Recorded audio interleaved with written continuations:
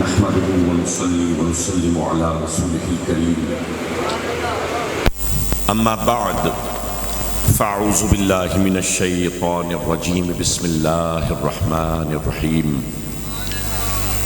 ان اللہ وملائکته یصلون علی النبی یا ایہا الذین آمنوا صلوا علیہ وسلموا تسلیما اللہم صل علی محمد وعلى آل محمد كما صليت على إبراهيم وعلى آل إبراهيم إنك حميد مجيد اللهم بارك على محمد وعلى آل محمد كما باركت على إبراهيم وعلى آل إبراهيم إنك حميد مجيد الصلاة والسلام عليك يا سيدي يا رسول الله وعلى آلك وأصحابك وأزواجك وعترتك يا حبيب الله.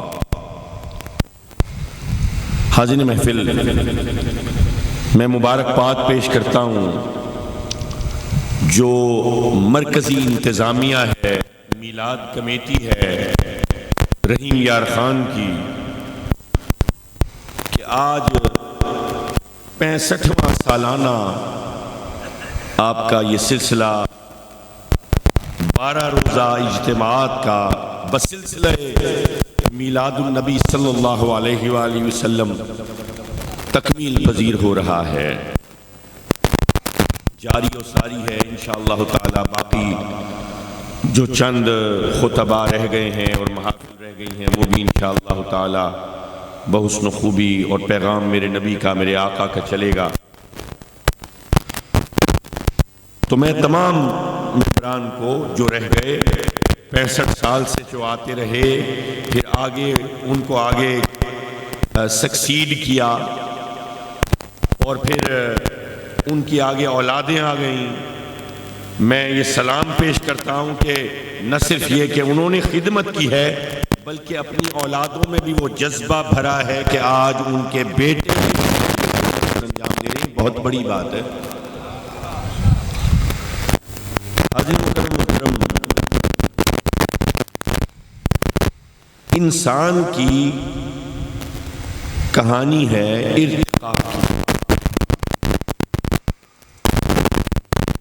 اب اگر آپ غور کریں، میں ایک دن بیٹھا تھا ایسے، علی رضا شاہ صاحب میرے قریبی رشتہ داروں میں سے ہیں، یعنی ہم کہتے ہیں نا ایک بہت ہی ریلیٹیولی دور پار کے قریبی، نہایت قریبی رشتہ دار.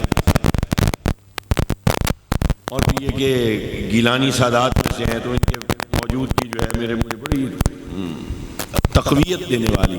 اور باقی جو میں اس وقت 7-8 سال پہلے جب میرے والد کا وصال ہوا تھا تو یہ میلاد کمیٹی کے بزرگ مجھے ایسے ہاتھ کا چھالا بنائے لے کے آ رہے تھے اور میں سوچ رہا تھا تیرے اندر تو کچھ بھی نہیں ہے، تیرے اندر تو کوئی ہنر نہیں، تیرے اندر تو کوئی فن نہیں.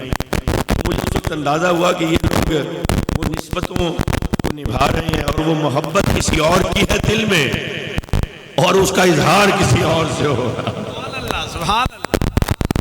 تو مجبور محبت ہوئے یہ، تو وہ اب اس کا رنگ ایسے نکل رہا ہے. اب مجھے یہ احساس ہوتا ہے کہ ایسا کیوں ہے. کافی سارے، میرا ایک دوست تھا وہ دنیا سے چلا گیا، میں اس بیٹے کے پاس پیسے خام خواہ ملنے کے لیے چلا جاتا ہوں. ایک ہی بیٹا ہے اس کا، ایک اولاد ہی ایک ہی ہے. تو لوگ کہتے ہیں کہ جی آپ بار بار آ جاتے ہیں. اب ان کو کیا بتاؤں کہ اس کے باپ سے مجھے کتنی محبت تھی. اچھا، میں سوچتا ہوں کہ ہم سائنسی طور پہ ترقی کر رہے ہیں اور مسلسل کر رہے ہیں. یہ دیکھیں آپ کے سامنے یہ ویڈیو کیمرے لگے ہوئے ہیں، یہ ڈیجیٹلائز ہو گئے. موبائل کے اندر کیا کیا کچھ چھپ گیا. شاید پہلے جن کی حجم اتنا بڑا ہوتا تھا اب وہ بالکل ایک چھوٹی سی مشین میں آ گیا. وہ جو کمپیوٹر کسی کمرے کے اندر سماتا تھا آج اتنی سی چپ میں آ گیا. چیزیں سکڑ رہی ہیں، ان کے اندر جو باطن ہے وہ بڑھ رہا ہے، پھیل رہا ہے. ٹیکنالوجی کی وسعتیں ہیں، ٹچ سکرین موبائل فون عام ہے. بچپن میں ہم سنتے تھے کہ امریکہ میں ایک فون ایسا ہے جس پہ تصویر آتی ہے. آج ہر بچے کے ہاتھ میں لیکن یہ تمام ترقی سائنسی ترقی، وہ لیور کی ایجاد سے لے کے پہیے کی دریافت تک، اور وہ گن پاؤڈر جس کو بارود کہتے ہیں اس کی ایجاد سے لے کے لڑائی کے نئے نئے جہتوں تک، اور وہ کون سی ریولوشن تھی؟ انڈسٹریل ریولوشن، صنعتی جو ریولوشن کو کیا کہیں گے اردو میں؟ انقلاب، صنعتی انقلاب جو آیا تھا مغرب میں، اس سے لے کے آج تک آپ دیکھیں گے کہاں سے کہاں پہنچ گئے. لیکن جو معاشرتی اعتبار سے انسانیت کو دیکھا جائے تو انسان وہیں کھڑا ہے. آج بھی بچے کو یہ بتاتے بیٹے جھوٹ نہیں بولو، آج بھی ملاوٹ ہے، آج بھی دھوکہ دہی ہے، نئے طریقے آ گئے، ڈیجیٹل طریقے. آج فون آتا ہے جی آپ کا بینک اکاؤنٹ یہ بند ہو گیا ہے، آپ اس سلپ پہ یہ کریں، آپ وہ کریں. آج بھی دھوکے، وہ آج بھی وہی چوریاں، آج بھی وہی غلاظتیں. بھئی ہم سائنسی اعتبار سے اپنی پیڑھیوں سے آگے قدم رکھ رہے ہیں، آگے جا رہے ہیں، لیکن معاشرتی اعتبار سے دیکھا جائے وہ ارتقاء سے ہے. وہ پھر بچہ، ہر بچہ وہیں سے سفر شروع کرتا ہے جہاں سے اس کے باپ نے کیا. یہ بڑی حیرت انگیز بات ہے.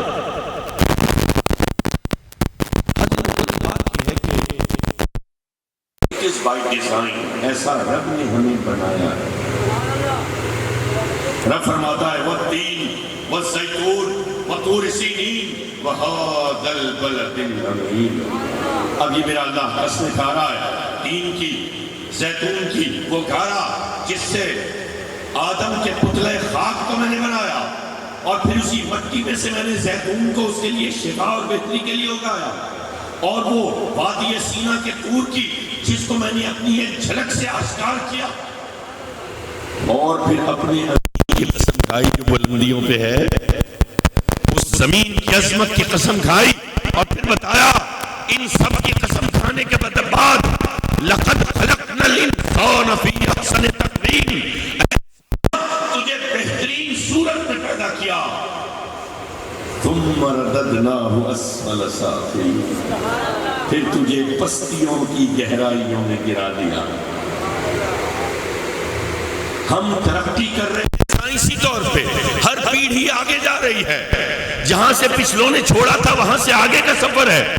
لیکن معاشرتی اور اخلاقی اعتبار سے پھر وہی تنزلی، پھر وہی واپسی. باپ جہاں پہ ختم کرتا ہے بیٹا وہاں سے شروع نہیں کرتا.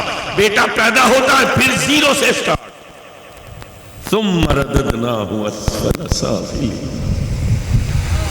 لیکن پھر اب فرماتا ہے الا الذین آمنوا وعملوا الصالحات. تو بات ہیومن پوٹینشل کی ہے، انسانی ارتقاء کی ہے. آپ دیکھو یہ نفرت کے اشتہار، واعتصموا بحبل اللہ ولا تفرقوا، تو کمی، یہ نائی، وہ موچی، یہ تیلی، یہ تفریقیں تھی نا، یہ نفرت کے اشتہارے تھے. یہ اس وقت بھی تھے. یہ غلام زادہ، یہ فلانا، یہ حبشہ کا رہنے والا، اس کا رنگ کالا. میرے نبی نے انسانیت کو وہ عروج دیا، وہ ترقی دی ہے. نبی نے بتایا سب ایک ہے، سب برابر ہے. یہ برابری کا سبق دیا. یہ انسانیت کی عظمت کی بات ہے. آج سے 1450 سال پہلے کیا آج بھی ہم برابر ہیں؟ نہیں. دیکھو بعض لوگ سمجھتے ہیں کہ کسی کو عزت دینا، تکریم دینا برابری کے اصول کے خلاف ہے. نہیں، عزت و تکریم اور وہ معیار الگ ہے. جیسے کوئی استاد آیا ہے اس کی عزت و تکریم اور ہے، باپ آیا ہے بیٹے کے لیے عزت و تکریم اور ہے، ماں آئی ہے اس کی خدمت کی تکریم اور ہے، کوئی اور معزز ہستی آ گئی، کوئی عالم دین آ گیا، کوئی صاحب عمل آ گیا.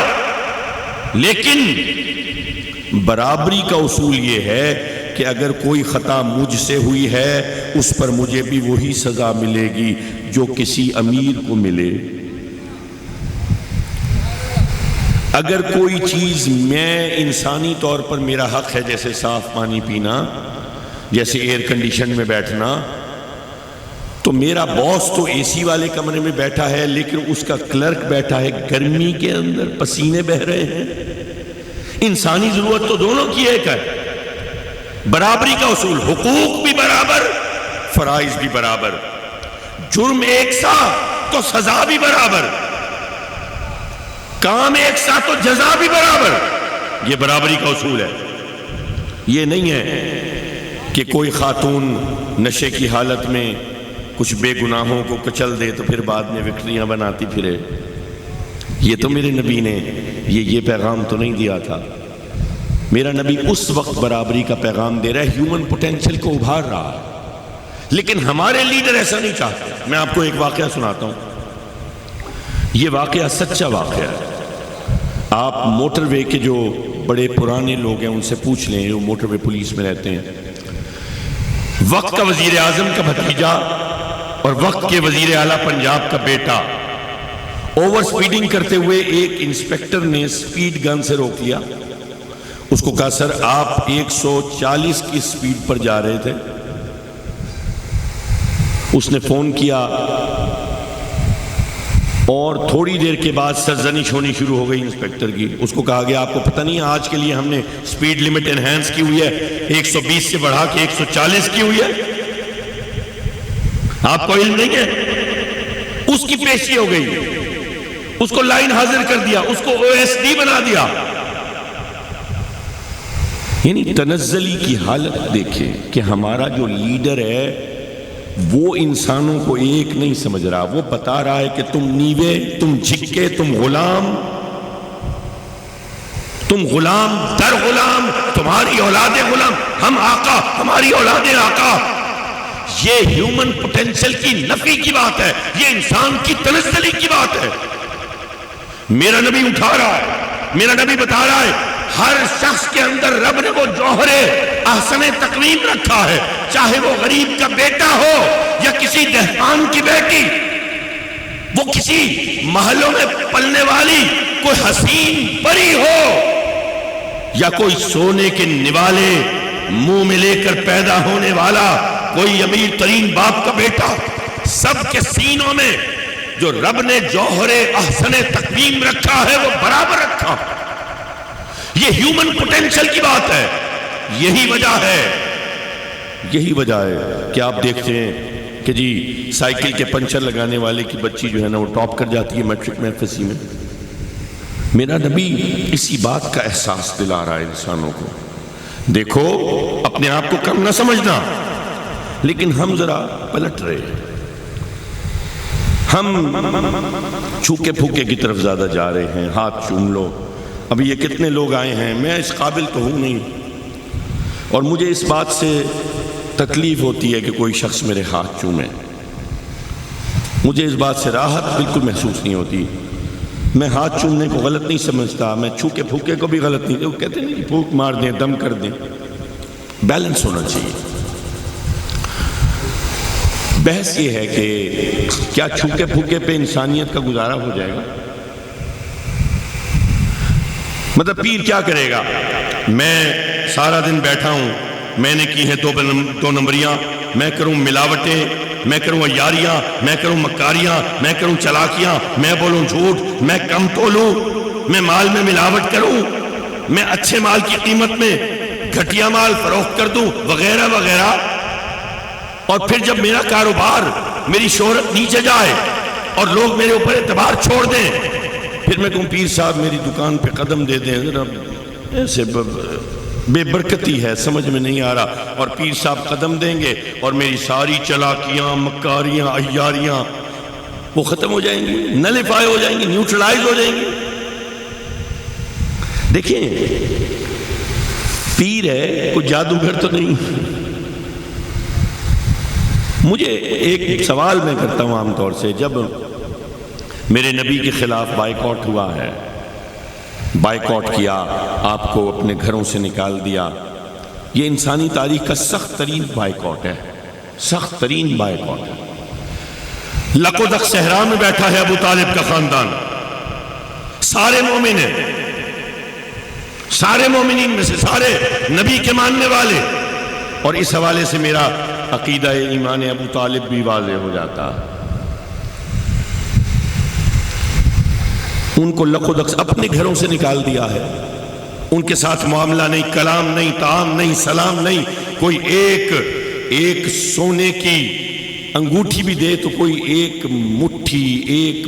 ایک مشت اناج دینے کے لیے تیار نہیں ہے، اور لق و دق صحرا میں بیٹھے۔ میرے نبی نے پھونک ماری ہوتی، وہ نافرمان قوم پہ من اور سلوہ اتر رہا ہے، جو رسولوں کا سردار ہے اس پر نہیں آ سکتا۔ حضور بھوک برداشت کر رہے ہیں، آپ کو پتہ ہے وہاں پہ بچوں کی پسلیاں نکل آئی تھیں، آنکھیں باہر آ گئی تھیں، ان کی ماؤں نے بچوں کے لیے خوراک پیدا کرنا بند کر دی تھی، ان کی بکریاں سوکھ گئی تھیں، جانور مر رہے تھے، کھانے کو کچھ تھا نہیں، دور دور سے جوان جاتے، کیونکہ جھاڑی تھی نہ پیڑ، دور دور نوجوان جاتے، کچھ جنگلی جھاڑی لے کے آتے، پھر اس کی جڑوں کو وہ بالا جاتا پانی میں، پھر وہ تاکہ کیونکہ وہ جنگلی جھاڑی کھانے والی تو نہیں ہوتی تھی، ایڈیبل تو نہیں تھی، ہضم تو نہیں کر سکتا تھا انسانی معدہ، تو وہ اس کو ابالا جاتا پانی میں، کچھ لحمیات، نباتاتی لحمیات، پلانٹ پروٹین کچھ جذب ہو جائے گی، کچھ طاقت آئے گی، تو کچھ ایسے جیسے ہڈیوں کا ہار ہو گئے، جیسے ہڈیوں کے اوپر چمڑی رہے۔ یعنی آپ یہ دیکھیں، ذرا تصور کریں، کوئی شخص ہو جس کی یہ جو فیمر ہے، ران ہے، یہ پتلی ہو جائے، اس کا گھٹنا موٹا نظر آئے، یہ صورتحال تھی۔ اور میرا نبی کوئی پھونکا، کوئی چھوکا، کچھ نہیں، مطلب پوچھے علماء سے، کوئی ہجرت کا موقع تھا، میں نے سفر کیا مکہ مکرمہ سے، کئی دفعہ ہوا یہ مدینہ منورہ کی طرف، تو 7 to 8 hours، 7 سے 8 گھنٹے اپنی گاڑی پہ۔ آپ اپنی کرائے کی گاڑی لیں، بڑی بہترین گاڑی لیں، بس نہیں، وہ تو جا بجا رکے گی یا کیا ہوگا، اتنے سارے لوگ ہوں گے، اپنی گاڑی لیں، آپ جائیں، 7 سے 8 گھنٹے لیتی ہے۔ 7 سے 8 گھنٹے اگر، تو میرے نبی نے مکہ مکرمہ سے مدینہ منورہ کے سفر کسی گاڑی پہ کیا تھا؟ حضور کے پاس تو سواری بھی نہیں تھی، حضور تو پیدل تھے، یار غار ہیں ساتھ، سیدنا صدیق اکبر ہیں، حضور ہیں۔ کئی مقامات پہ ایسا ذکر آتا ہے کہ کچھ دیر کے لیے سیدنا صدیق اکبر نے حضور کو اپنے کاندھوں پہ اٹھایا۔ آپ نے سور کا غار دیکھا ہے کس نے؟ آپ اگر غار سور دیکھ لیں، آپ میں بڑے بڑے جوان ایسے ہوں جو غار سور پہ چڑھ نہ سکے، حضور 50 کے گیڑے میں ہیں، حضور غار سور پہ بیٹھے ہیں، وہ دھوپ، وہ تپش، وہ صحرا، وہ پانی نہیں ہے، وہ کھانے پینے کی نعمتیں نہیں ہیں، کوئی انتظار نہیں کر رہا، کوئی دسترخوان لگائے نہیں بیٹھا کہ جی ابھی میرے گھر میں آئیں گے، ابھی یہاں پہ قدم دیں گے، ابھی یہاں پہ پھل کاٹ کے رکھیں گے، نہیں، لق و دق بیاباں، میرے نبی کا ساتھی، بس ایک ہی صدا ہے، لا تحزن ان اللہ معنا۔ بھئی آپ دیکھیں، حضور ہجرت کر گئے، وہاں پہ قسم پرسی، 1 روٹی ہے، 8 کھانے والے ہیں، 1 روٹی، ایسے منہ چلایا جا رہا ہے، رات کا وقت ہے تو شمع گل کر دی جاتی ہے، چراغ بجھا دیے جاتے ہیں تاکہ نظر نہ آئے کس نے کتنا کھایا، جو میزبان ہے وہ بھی منہ چلا رہا ہے، جو مہمان ہے وہ بھی تھوڑا تھوڑا کھا رہا ہے، منہ چلا کے احساس دلا رہا ہے کہ ہاں کھا لیا، بھوک ہے، قسم پرسی ہے، لوگ پریشان ہیں۔ بعض روایات میں ہے کہ ایک دن سیدنا صدیق اکبر باہر نکلے تو دیکھا سامنے سے سیدنا عمر فاروق آ رہے ہیں، تو فرمایا یا عمر آپ کیسے باہر آئے؟ تو حضرت عمر فرماتے ہیں یا صدیق آپ کیسے باہر آئے؟ دونوں میں یہ مکالمہ ہو رہا ہے، تو ایک نے کہا کہ وہ مجھے اتنی شدید بھوک لگ رہی تھی، گھر میں چین نہیں پڑ رہا تھا، میں نے سوچا حضور کو دیکھوں گا، بھوک کا اثر تو زائل ہو جائے، یعنی بھوک کا عالم یہ تھا۔ تو وہاں پہ کوئی نعمتیں اتر رہی ہوں آسمان سے، وہ نبی جو شق القمر کر دے ایک انگلی کے اشارے سے، جو ہاتھ کی خفیف سی جنبش سے سورج کو واپس پلٹا دے، لیکن وہ معجزہ دکھا نہیں رہا، وہ ٹرو ہیومن پوٹینشل کو ابھار رہا ہے، وہ تربیت کر رہا ہے، وہ بھوک سے بھی، پیاس سے بھی، بے سر و سامانی سے بھی، وہ مشکلوں سے بھی، وہ صحرا کے سفر سے بھی، وہ آبلا پائی سے بھی، وہ مشکل راستوں سے گزر کر بھی، وہ مشکلیں سہ کر بھی، وہ آزمائشیں کاندھوں پر اٹھا کر بھی. دیکھو یہ بڑی اہم بات ہے. آسانیاں انسان کو دبا دیں گی، راحتیں انسان کو، انسان کی اصل طاقت کو، قوت کو نیچے کر دیں گی، چھپا دیں گی، پنہا کر دیں گی. اصل پوٹینشل انسان کی نظر آتی ہے کرائسس میں. میرا نبی سکھا رہا ہے. 63 سال کی زندگی ہے. 63 سال کی زندگی میں کبھی خندق کھودتے ہوئے میرے نبی نے پیٹ پر 2 پتھر باندھے ہوئے ہیں. کتنے واقعات ہیں. صحابہ آتے ہیں حضور کے گھر پہ، دستک دیتے ہیں، میرے آقا باہر تشریف لاتے ہیں، صحابہ نوٹ کرتے ہیں، مشاہدہ کرتے ہیں، حضور کے چہرے پر چٹائی کی بان کے نشان پڑے ہوئے ہیں. وہ سید لولاک ہے، وہ شاہ کائنات ہے. میرے رب نے کائنات کی بادشاہت کا تاج جس کے سر پہ رکھا ہو، یہ وہ ہستی ہے. ارے یہ چاند کو 2 ٹکڑے کر دینا، یہ پلٹا دینا سورج کو، یہ تو میرے آقا کے ایسے دائیں بائیں ہاتھ کا کھیل ہے. اصل معجزہ کیا ہے انسانی تاریخ کا؟ جو انسانی تاریخ کا اصل معجزہ ہے وہ در حقیقت وہ ریولوشن ہے جو انسان کو دی ہے، وہ تکمیل ہے جو انسانی ارتقاء کو عطا ہوئی ہے. حاضرین محترم، آپ یاد کیجئے پوری 63 سال کی زندگی ہے، 40 سال تک کوئی تبلیغ نہیں. یہ 23 سال کے عرصے میں کیا سے کیا کر دیا. اس معاشرے میں کیا برائی نہیں تھی. جعفر طیار، ہجرت حبشہ، یاد کریں کیا تقریر ہے نجاشی کے سامنے. ہم زندہ درگور کر دیتے تھے اپنی بیٹیوں کو، ہم خون بہاتے تھے. بیٹا باپ کو، باپ بیٹے کو قتل کر دیتا تھا جائیداد کی لالچ میں. عزتوں کی پرواہ نہیں، بے غیرتیاں کرتے تھے، جہالت تھی ہم میں. ہم قذاب تھے، ہم لوٹتے تھے، ہم ناحق لوگوں کو مار دیتے تھے، ہم دوسرے کی عورت پر نگاہ رکھتے تھے، ہم مردار کھاتے تھے. انسانی تاریخ کی تذلیل دیکھو. اگر کوئی حرام جانور بھی ہے نا، کوئی اس کا گلا کاٹ لے، خون نکال کے اس کو کھا لے، اس سے بھی زیادہ کریہ چیز ہے کہ کوئی مردار جانور کھائے جو مرا ہوا پڑا ہو، جس کی لاش پھول گئی ہو. انسانیت اتنی ذلت میں ہے. آج تحریکیں چلتی ہیں، مجھے بتاؤ 2 دفعہ 4 دفعہ جاتے ہو تمہارا، لیکن حضور نے ایک ایسی تحریک چلائی ہے انسانیت کی کہ آج تک انسانیت ورطہ حیرت میں ہے. دیکھو عظمت عطا کی ہے. کیسے؟ آپ پوری دنیا میں پھریں، پوری دنیا میں پھریں.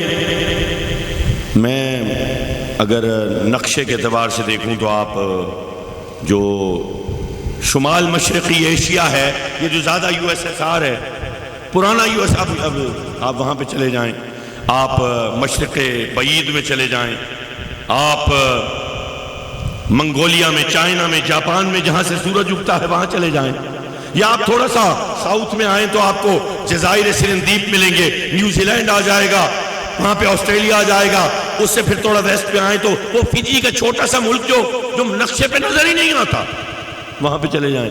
پھر یہ سب کانٹیننٹ آ جاتا ہے، نیپال، بھوٹان، سری لنکا، انڈیا کا اتنا بڑا ملک، اور پھر پاکستان، افغانستان، اور پھر یہ وسط ایشیائی ریاستیں، آذربائیجان، ازبکستان، ترکمانستان، تاجکستان، پھر مشرق وسطیٰ، یہ قطر، یہ عمان، یہ یمن، یہ شام، یہ سعودی عرب، یہ خلیج عدن، یہ خلیج فارس، یہ ساری. اچھا پھر افریقہ کی طرف آ جائیں. افریقہ میں وہ میڈاگاسکر ساؤتھ سے لے کے، ساؤتھ افریقہ سے لے کے، کینیا سے لے کے، آپ جو سینٹر میں سوڈان اور نائجیریا جیسے ممالک ہیں، اس کے بعد مغرب میں اٹلانٹک اوشن کے ساتھ ساتھ وہ ساری ریاستیں، وہ کانگو، وہ لائبیریا، وہ سیرا لیون، اور پھر اوپر افریقہ کا شمال میڈیٹرینین سی، موراکو، وہاں سے پار کریں تو جبرالٹر، جبل الطارق، اسپین، ہسپانیہ، پھر فرانس، پھر اٹلی، پھر جرمنی، پھر UK، پھر آئس لینڈ، اور اگر پار کر لیں قلزم کو تو پھر امریکہ، پھر پاناما، وہ مشہور پاناما، پھر وہ میکسیکو اور لاطینی امریکہ، وہ پیرو، وہ وینیزویلا، وہ برازیل، کسی ملک میں چلے جاؤ آپ کو میرے نبی کا ماننے والا ملے گا۔ کیسے آخر؟ یعنی ایک حیرت انگیز بات ہے کہ میں اتنی تحریکیں چلاتا ہوں لیکن لوگ نہیں آتے میرے ساتھ۔ میرے نبی نے 23 سال کی عمر میں کیا کرشمہ سازی کی ہے، کیا وجدان عطا کیا ہے، کیا پوٹینشل دی ہے۔ اور اصل میں کیا تھا؟ اصل میں وہ تربیت تھی، وہ کردار کی، کردار بلڈ کیا ہے۔ کردار کیسے بلند ہوتا ہے؟ کردار مشکلیں کھیل کے بلند ہوتا ہے۔ جب ہم باکسنگ کے لیے کھڑے ہوتے ہیں نا تو سب سے پہلے جب باکسنگ ٹریننگ کسی نے کی ہوگی یہاں پہ تو سب سے پہلے وہ باکسنگ گلو ایسے ہاتھ میں پکڑ کے نا منہ پہ مارتے ہیں،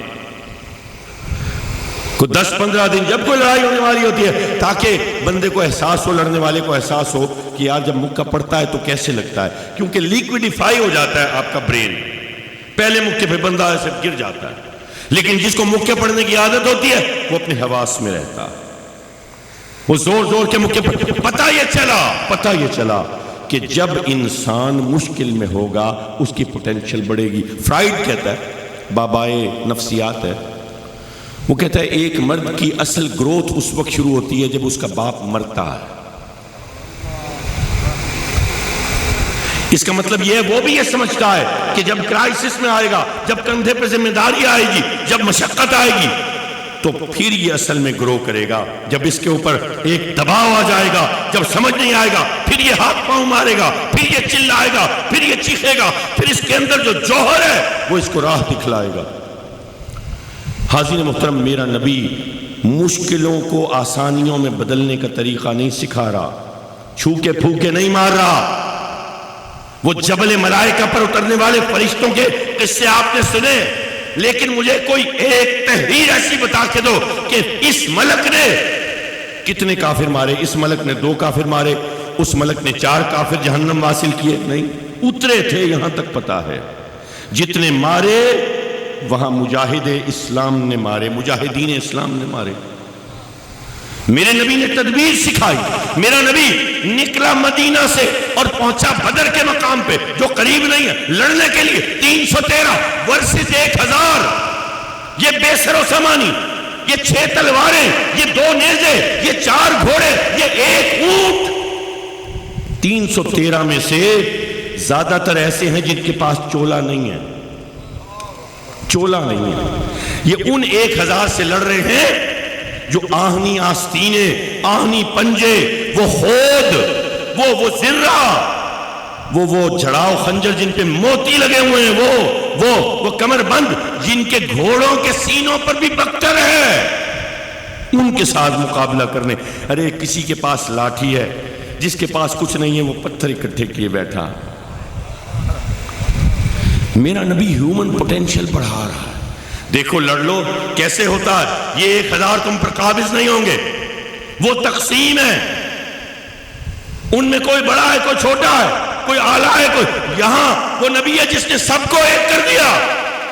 بلال حبشی عمر فاروق کے ساتھ کھڑے ہو کے نماز پڑھ رہے ہیں۔ ارے وہ خطاب کا بیٹا، وہ الولید کا بیٹا، وہ بڑے بڑے جرنیل، وہ جراح کا بیٹا ابو عبیدہ، کتنا بڑا جرنیل، ان کے ساتھ حبشی غلام کھڑے ہو کے نماز پڑھ لے۔ کیا عزت انسانی ہے، کیا توقیر انسانی ہے، انسان کو وہ عظمت عطا کی جا رہی ہے۔ میرا نبی رات کے وقت ہے، بلال حبشی پریشان ہے، وہ مالک جو ہے وہ تنگ کرتا ہے، مارتا ہے، وہ رات کو بیٹھے، اتنا کام دے دیا، آرام کروں یا کام کروں؟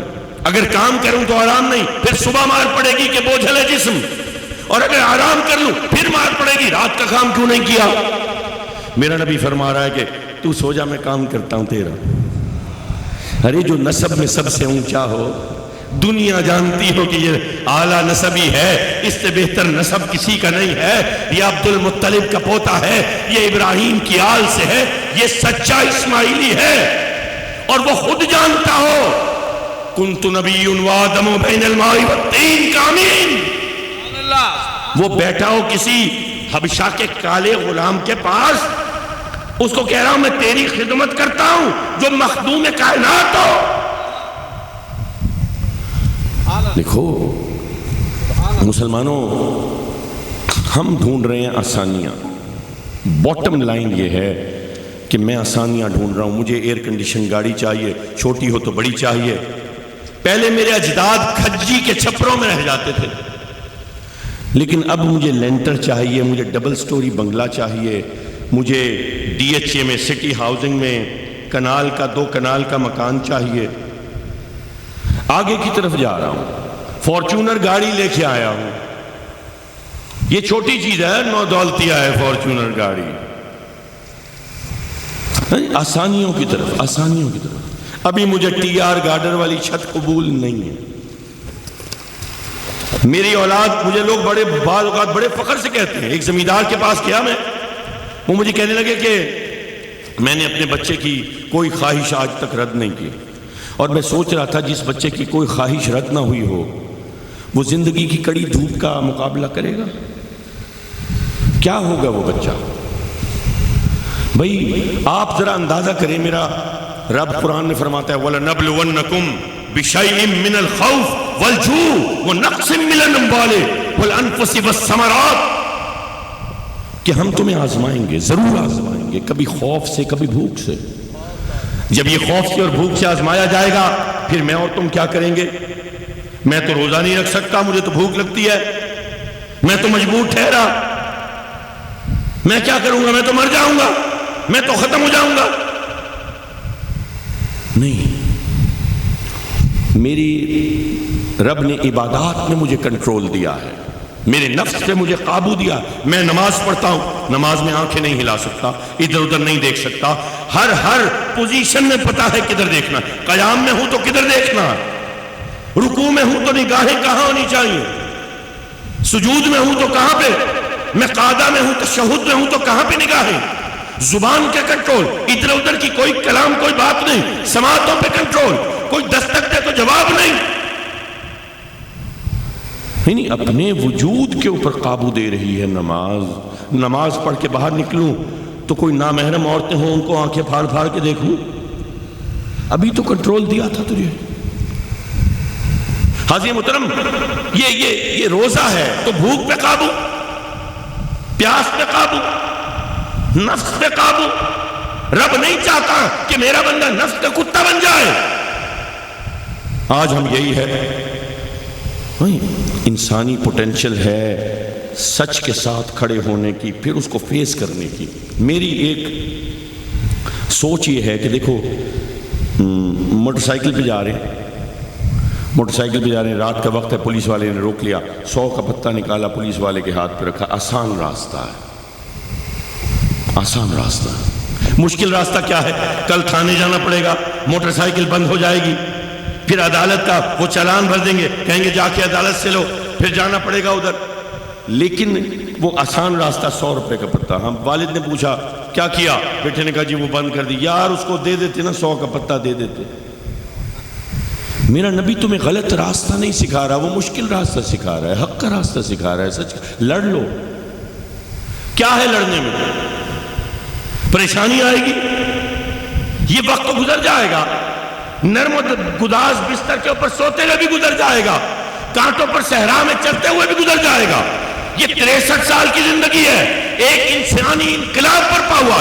میں سو کے مر جاتا ہوں، میں پھاڑ دیتا ہوں اپنے بسترے، کیا ہوتا ہے؟ پھر بھی مر جاتا ہوں،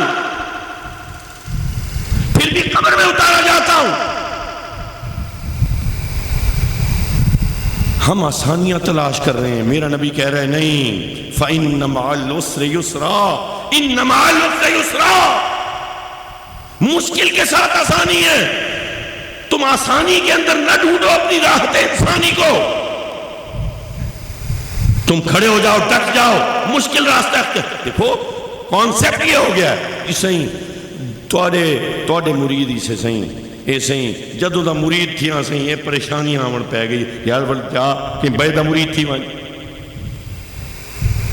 بھئی حضور کے کیا غلاموں نے کہا تھا؟ بلال حبشی نے کہا تھا حضور آپ کا ماننے والا ہوا ہوں، تو یہ مجھے میرا مالک کوئلوں کے اوپر گھسیٹ رہا ہے، میری سیاہ چمڑی کے نیچے سے سفید چربی نکال دی اس نے۔ وہ خبیب جس کا گلا کاٹا جا رہا ہے صرف حضور کے ساتھ جہاد کرنے پر، وہ خبیب نہیں کرتا، وہ کہتا ہے میرا چہرہ مدینے کی طرف کر دے۔ وہ ابو جندل جس کو واپس بھیجا جا رہا ہے وہ معترض نہیں ہے، لیکن نبی کا امتی معترض ہے کہ صحیح جب سے نماز پڑھنی شروع ہوئی ہے تو یہ کر دیا۔ وہ کہتے ہیں نا ایک لطیفہ بھی ہے کہ وہ ایک شخص تھا، اس نے نماز پڑھنی شروع کی، مولوی صاحب نے کہا کہ جی نماز پڑھو، روزہ رکھو، یہ کرو، رمضان کے دن تھے، فرض روزہ رکھا، ساری نمازیں پڑھی، وہ 20 تراویح پڑھی، تو رات کو گھر آیا تو اس کی بھینس مر گئی۔ پھر اگلے دن جو ہے نا وہ پریشان رہا، رات کو سو تو گیا، آنکھ نہیں کھلی، روزہ تو نہیں رکھ سکا، لیکن ساری نمازیں پڑھی، تراویح پڑھی، گھر گیا تو اس کی بکری مر گئی۔ پھر اگلے دن جو ہے نا وہ نمازیں وغیرہ بھی چھوٹ گئی، کوئی ایک آدھ پڑھی نہ پڑھی، تراویح بھی کوئی ان اون کی طرح 8 پڑھ کے نظر بچا کے آ گیا تو دیکھا کہ مرغی مر گئی۔ تو ایک چوچا سا تھا، وہ بڑا ادھر ادھر اچھل رہا تھا اور بچے اس کو پکڑ کے ڈھکنے کی کوشش میں تھے، تو اس کو کہتا ہے ادھر ادھر نہ جا، دیکھ تو میرے ایک وضو کی مار ہے۔ دیکھیں سچائی کا راستہ ہمیشہ مشکل ہوگا، میرے اندر یہ پوٹینشل ہے، میں مشکل زندگی اختیار کر سکتا ہوں، مجھے آسان زندگی سے پیار نہیں ہونا چاہیے۔ آج فلسطین ہے، آج فلسطینیوں کے کیا گزر رہی ہے، وہ اٹھاتے ہیں آدھی آدھی کٹی ہوئی جلی ہوئی لاشیں، ادھڑی ہوئی لاشیں، ہوا میں تحلیل لاشیں، وہ کیوں ہے جرم ضعیفی کی سزا مرگ مفاجات، کیونکہ مسلمانوں میں کردار نہیں ہے، ہم جھوٹے ہیں، ہم چور ہیں۔ جہاں جہاں ذکر آیا ہے آمنوا وعملوا الصالحات، بھائی تمہیں حسن تقویم پر پہنچایا ہے، لیکن اگر تم پستی میں نہیں گرے تو اس کی صرف ایک ہی صورت ہے کہ تم ایمان لائے اور نیک عمل کیے۔ صرف ایمان نہیں، اکیلا ایمان نہیں، الا الذین آمنوا وعملوا الصالحات، ایمان لائے and the corresponding deed، کیونکہ ایمان دعویٰ ہے، عمل دلیل ہے۔ بھئی میں کہتا ہوں میں بڑا حسین ہوں، لیکن میں منہ پہ ٹھاٹھا باندھ کے رکھتا ہوں، میں کہتا ہوں دنیا میں مجھ سے زیادہ وجیح کوئی نہیں ہے، لیکن میں نے نقاب کیا ہوا ہے۔ تو لوگ کہیں گے جی آپ اگر یہ دعویٰ کرتے ہیں کہ آپ حسین ہیں تو دلیل بھی تو دیں، نقاب بھی تو ہٹائیں۔ اگر دعویٰ ایمان کا ہے تو فرشتے کہیں گے نا کہ اچھا ایمان کا دعویٰ ہے تو عمل تو دکھا، عمل کیا ہے؟ چوری، بغض، لالچ، بڑا فرعون آ جائے تو اس کے آگے جھک جاؤ، کوئی کمتر آ جائے تو اس کو پکڑ لو، جھکڑ لو۔ یہی ہے نا، یہ بیٹھے ہیں پولیس والے، کوئی وزیر امیر آ جائے چلان کاٹیں گے اوور سپیڈنگ پہ۔ ابھی کل وہ ایک موٹر سائیکل والا بچہ تھا ملتان میں نے اس کو بلایا، اس کی بہن جو ہے نا وہ چاہ رہی تھی کہ آگے پڑھے، پیسے ہیں نہیں ان کے پاس، تو یہ تحریک بقائے اسلام کا سلسلہ ہے، ہم نے اس کو وہاں پہ CSS کی تیاری کروا رہے ہیں، اس کا نصیب اگر کھل گیا تو وہ بچی قابل ہے۔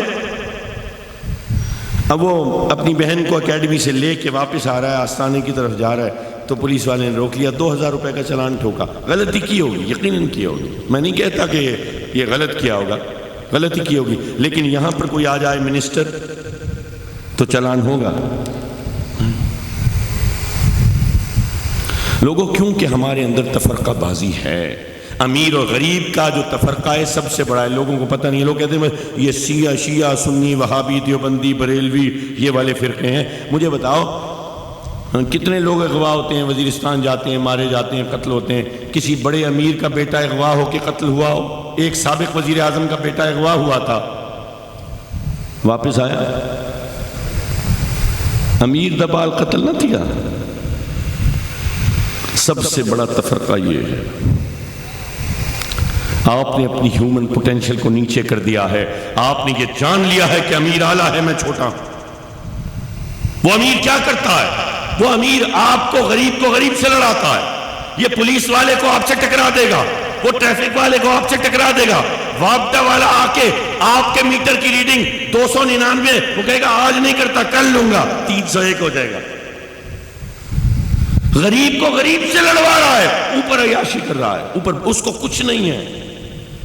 آپ لوگ آپس میں سب سے بڑا تفرقہ یہ ہے، وَاعْتَصِمُوا بِحَبْلِ اللَّهِ جَمِيعًا وَلَا تَفَرَّقُوا۔ انسانیت کا فرق یہ ہے کہ ہم ایک ہیں، ہم برابر ہیں۔ ذرا محسوس کرو، اپنے بچوں کو یہ احساس دو، یہ امیر کا بیٹا ہو، آقا کا بیٹا ہو، فیکٹری کے مالک کا یا اسی فیکٹری میں کام کرنے والے مزدور کا، سب کے اندر جوہر انسانی ایک ہی ہے، ایک ہی پوٹینشل ہے۔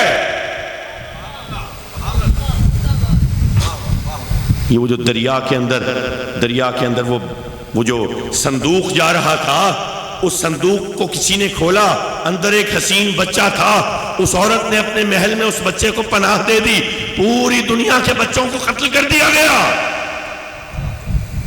وہ ایک غریب سا بچہ محل کے اندر پلنا شروع ہوا جو محلوں کا باسی نہیں تھا۔ ہر نبی کی یہ کہانی ہے، وہ عظمت انسانی پر دلیل دے رہا ہے۔ آج ہمیں اپنے آپ کو یہ ادراک دینا ہوگا، آج اپنے لیڈروں سے سوال کرنا ہوگا، آج ڈرنے کی فضا کو چھوڑنا ہوگا، آج اس بات پر ہیبت کرنا نہیں ہونا کہ آپ راستے پر ہیں، آج مشکل راستہ اختیار کرنا ہوگا، آج ہمیں سچائی کی طرف پلٹنا ہوگا، آج ہمیں کردار کی روشنی میں آگے بڑھنا ہوگا۔ پھر چاہے بھوک آ جائے، پیٹ پر پتھر باندھ لو۔ ایمان کی بات بتاتا ہوں، آپ کہتے ہیں بڑی مشکل ہے، بڑی مشکل ہے، بڑی مشکل ہے۔ اس دنیا میں بیٹھے، اس پنڈال میں بیٹھے جتنے لوگ ہیں، ذرا مجھے بتائیں، آپ میں سے آج تک کسی ایک نے ہاتھ کھڑا کر کے بتائے بھوک، مجبوری میں بھوک کی وجہ سے پیٹ پہ پتھر باندھا ہے؟ لوگوں، اس وقت کے لوگوں نے باندھا ہے، انہوں نے شکوہ نہیں کیا، لیکن میں شکوہ کے نام، میں راضی نہیں ہوں رب سے۔ اصل بات یہ ہے، ہم کہتے ہیں یار رب راضی تھی، ونجے رب راضی، او بھائی یہ جھوٹ ہے، یہ اپنے آپ سے مذاق کرتے ہیں ہم۔ رب راضی ہو جائے، رب راضی، میں راضی نہیں ہوں اپنے رب سے، مجھے رب نے کم دیا ہوا ہے، میں ڈیزرو اس سے زیادہ کرتا ہوں۔ مولا یہ ہے، یہ گرمی ہے، یہ مشکل ہے، یہ پریشانی ہے۔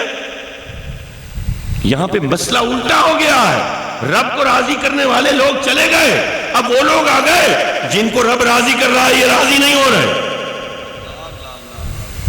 حاضرین محترم، کب تک ہم نفس کے پیچھے بھاگتے رہیں گے؟ یہی کہ یار یہاں سے یہ نفع ہو جائے، یہاں سے یہ فائدہ ہو جائے، جہاں پر کہیں ڈاما ڈول ہو، صحیح راستے میں اور مشکل راستے میں ہمیں کوئی آسان راستہ، نیچا راستہ، گھٹیا راستہ نظر آئے، ہم سارے وہ اپناتے ہیں۔ سچے آدمی کو ووٹ ہی نہیں دیتے، سچے آدمی کا ساتھ ہی نہیں دیتے۔ ہمیں وہ اچھا لگتا ہے جی یہ چودھری صاحب ہیں، سارے ان کے ساتھ ہیں جی، یہ بڑے اچھے ہیں۔ سارے جس کے ساتھ ہوتے ہیں وہ تو منافق ہوتا ہے، سچے آدمی کے تو دشمن ہوتے ہیں۔ بھئی میرے نبی سے زیادہ سچا کوئی تھا؟ ارے پوری کائنات جس کی صداقت کی گواہی دے، رب قرآن میں جس کو کہے کہ یہ میرے امین کی زمین ہے، اس کی قسم کھاتا ہوں۔ نعرہ تکبیر، نعرہ رسالت، نعرہ حیدری، جشن عید میلاد النبی، فیضان کرم حضور غزالی۔ ہمیں سچا ہونا ہے۔ دیکھو کردار کی بلڈنگ کیسے کی ہے میرے نبی نے، یہ بڑی امپورٹنٹ بات ہے، یہ آگے نسلوں والی بات ہے، اور یہ کرکس ہے۔ اگلے 4 سے 5 منٹ لوگ اٹھ رہے ہیں، مجھے پتا ہے میرا خطاب ویسے بھی اتنا جاذب نظر نہیں ہوتا، اور پہلے تو بڑا کنٹروورشل ہو جاتا تھا، میں ادھر کی باتیں کرتا تھا۔ آپ دیکھیں اسلامی طور پہ بھی ہم ہیومن پوٹینشل کو انڈرمائن کرتے ہیں۔ اب یہ بھیک کے ٹھیے بن گئے، بھیک کے ٹھیے بنا دیے، پینافلیکس کے چپکا دیے، وہ کارڈ بورڈ سے پورا وہ ایک پینل سا، ایک کیا کہتے ہیں اس کو، کاؤنٹر بنا ہوا ہے، بھیک مانگی جا رہی، صدقات دے دو، عطیات دے دو، خیرات دے دو، یہ دے دو، وہ دے دو، سارا دن وہ بندہ کھڑا ہے۔ میں کیسے مان لوں کہ اس کا خرچہ اس پہ نہیں چلتا؟ بھیک کیا ہے؟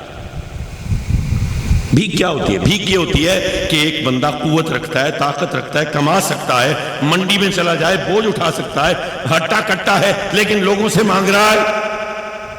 یعنی ہیومن پوٹینشل کو زیرو کر دیا، نفی کر دیا، تو بس بھیک مانگ، تیری اتنی اوقات ہے۔ بھیک ہے ہی اس لیے داغ، کیونکہ انسانی پوٹینشل کو زیرو کرنے والی ہے۔ لاکھوں لوگ کھڑے ہیں اس وقت، وہ سمجھیں ہم نیک کام کر رہے ہیں. نہیں، تم تذلیل انسانی کے تم مینارے بنے ہوئے ہو، استعارے بنے ہوئے ہو. میرا نبی تمہیں اٹھا رہا ہے، محنت کر. میرا نبی مشقت سکھا رہا ہے اور تو کھڑا ہے نہیں صدقات دے دیں، عطیات دے دیں، خیرات دے دیں. رات کو میرا اتنا بنا، میرا 15% بنا، یہ 13,000 اس کے، یہ 12,000 میرے. یہ کیا مذاق ہے بھائی؟ اور دین کے نام پہ میرے نبی نے ریولوشن کیا ہے. یہ 70 چبوترے کے صحابہ، یہ چبوترے پہ میں کراچی کے ایک بہت بڑے مدرسے میں گیا، وہ انہوں نے مجھے بتایا کہ جی ہمارے پچھلے سال ہمارے 420 طلبہ فارغ تحصیل ہوئے ہیں. تمہارے 420 طلبہ کی 420 ایک طرف، میرے نبی کے 70 صحابہ کی عظمت ایک طرف. غریب تھے، نادار تھے، غریب لوگ تھے. آج تم اپنے مدرسوں میں چلے جاؤ، ہر بچے کو وہ لے کے بھیج دیتے ہیں کہ جی کھانا دے دیں، یہ دے دیں، فلانا دے دیں. آج بھی چلو بڑے بڑے مدرسوں میں نہیں ہو رہا، لیکن گاؤں میں آج بھی ایسے ہی ہوتا ہے. اجی بالن اے ہے او ہے اے غریبن شودے ایوے ہن این کو دیو یار، اے توڑی خیرات ہے، اے ایوے ہے. تذلیل، تحقیر. میرا نبی 70 کو وہاں پہ بٹھائے. میرے نبی کے گھر سے آتا ہے کھانا، طعام آتا ہے. میرا نبی تربیت کرتا ہے، کردار کی تربیت. علم بھی دے رہا ہے، آگہی بھی دے رہا ہے، نور کردار بھی دے رہا ہے، عظمت انسانی عطا کر رہا ہے. پھر یہ 70 یہ پھیلتے ہیں پوری دنیا میں. پھر تم حیرت زدہ ہو کہ پوری دنیا میں مسلمان کیسے پھیلتے ہیں. بھئی میرے مرشد سے ایک دفعہ ایک سوال آیا کہ جی میں جس جگہ پہ رہتا ہوں وہاں 22 گھنٹے کا دن ہوتا ہے. 22 گھنٹے دا دن ہے نارتھ پول دے ہوتے. تو آپ بتائیں کہ روزہ کب کھولنا چاہیے اور کب؟ یہ مسئلہ پوچھا کہ 22 گھنٹے کا دن ہوتا ہے تو روزہ کیسے رکھا جائے. حاضرین محترم، اس کا مطلب یہ ہوا کہ چپے چپے میں ان 70 صحابہ کا فیض پھیلا ہے. وہ 70 صحابہ 70 لاکھ پہ بھاری ہو گئے. ایسے کردار کی تربیت کی ہے. میری اولاد ببلو ڈبلو آسانیوں میں پلی ہوئی.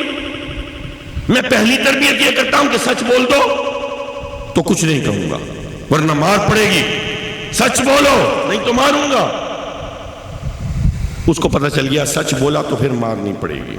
اور سچ اسی وقت بولنا ہے جب میں بچ جاؤں، جب امپیونٹی مل جائے، جب میں وعدہ معاف گواہ بن جاؤں، جب میرے سے وعدہ کر لیا جائے کہ تمہیں کچھ نہیں کہا جائے گا. ماں یہ کہہ رہی ہے، باپ یہ کہہ رہا ہے. میرے بچے کو اتنے تیقن سے سچ بولنا چاہیے. باپ مارے گا، مرغا بنا دے گا، چمڑی ادھیڑ دے گا، لیکن بیٹا پھر بھی سچ بولنا ہے، جھوٹ نہیں بولنا. ارے یاد نہیں آتا تمہیں وہ عبد القادر جیلانی کا بچپن؟ نام لیتے ہو نعرہ غوثیہ، نعرہ غوثیہ، اور کام کس کے؟ ابو جہل کے. یہ میں بھی ہوں، یہ تم بھی ہو، ہمارے گھر کا یہ روز کا یہ فسانہ. ہم کیوں نہیں تربیت کر رہے؟ ہم ان بزرگوں کے نام لیتے ہیں، ان کی تعلیمات کیوں نہیں ہیں؟ میرے نبی کی یہ مشکلات کا تذکرہ کیوں نہیں؟ وہ 63 سال کی، اونلی 63. یہاں پہ بہت سارے ایسے ہوں گے جو 63 کراس کر چکے ہیں. وہ نبی 63 سال کی زندگی میں ایک معجزہ انسانی ایسا جو نہ ختم ہونے والا ہو سلسلہ وہ شروع کر گیا ہے. اور میں 55 کے گھیڑے میں بیٹھا یہاں پہ ابھی تک دیکھ رہا ہوں کہ مجھے کرنا کیا ہے. ماں کہہ رہی ہے میرا پوتر 3 سال دا کی گیا ہوں، اس کی اب کوئی شادی وادی کروں. اور میرا نبی کیا سے کیا کر گیا 63 سال. یہ ہیومن پوٹینشل کی بات ہے. آسانیاں آپ کو دبا دیں گی، مشکلیں آپ کو ابھاریں گی. مشکلیں آپ کی اندر کے انسان کو نکھار دیں گی، وہ اٹھا دیں گی. سچ کا راستہ اختیار کرو گے، مشکلیں آئیں گی. نہیں، آسانیوں کے پیچھے نہیں. یہ بیعت اس لیے نہیں کرنی کہ جی میرا کاروبار بڑھ جائے. اس لیے کرنی ہے کہ مولا جب بھوک لگے تو ہمت آ جائے. مولا جب دھوپ آئے تو میری جلد جلے. میری جلد کے جلنے سے جو مجھے تکلیف ہو، مجھے اس تکلیف پہ صبر آ جائے. مجھے اتنی قوت جسمانی دے دے میں آبلا پائی کے ساتھ سفر کرتا رہوں. مجھے گاڑیوں کی حاجت نہ رہے، مجھے آسانیوں کی ضرورت نہ رہے. یہ ٹھنڈی مشین کے اندر سونے والا ہوں، میں رات کو مچھردانیاں لگا کے پنکھے کے نیچے بھی سو سکتا ہوں، میں اپنے اجداد کی طرح بغیر بجلی کے بھی سو سکتا ہوں۔ میں کشمیر میں تھا، یہ کشمیر کا وہ علاقہ ہے جہاں سے پہاڑ شروع ہوتے ہیں، یہ جوانی کا دور تھا، وہ جنگل پوسٹ بھمبر کے ساتھ کا ایک بارڈر کا علاقہ تھا، یہ بارڈر نہیں بلکہ وہ LOC ہے، تو وہاں پہ بڑی شدید گرمی ہے، جیسے گجر خان میں، جیسے پنڈی میں، بڑی ٹھیک ٹھاک قسم کی گرمی، میرے تو پسینے چھوٹے، میں تو وہ 2-3 دن پسینے بار بار جاؤں پانی، نیچے ایک پانی کا کنواں تھا لیکن میں چوٹی، اب کیسے بار بار اوپر سے نیچے پانی آئے، اس کے ٹائمنگ ہوتے تھے، وہ موٹر چلتی تھی، پانی آ جاتا تھا، 2-3 بالٹیاں صاحب کے لیے بھی آ جاتی تھی، صاحب کے لیے۔ لیکن میں نے دیکھا کہ 3-4 دن کے بعد میرے جسم سے پسینہ آنا بند ہو گیا، جسم اڈیپٹ کرنا شروع ہو گیا، ورنہ کیا تھا، ویپن کلیننگ کے وقت جو ہے نا وہ پسینہ ٹپ ٹپ گر رہا ہے، پھر میں کبھی پسینے کو صاف کروں یا تارپین کے تیل کو صاف کروں، کبھی پل تھرو ماروں، کبھی کیا کروں، کبھی مزل صاف کروں، کبھی پسینہ ہی خشک نہ ہو، اور وہ اتنا بڑا بڑا مچھر دھاری دار، وہ کاٹ جائے اوپر سے، وردی کے اوپر سے کاٹ جائے۔ لیکن 3-4 دن کے بعد جو ہے نا وہ خود بخود مسام جو تھے نا وہ ایسے ٹھنڈے ٹھنڈے ہونے شروع ہو گئے، یہ جسم جو ہے نا اس نے اپنے آپ کو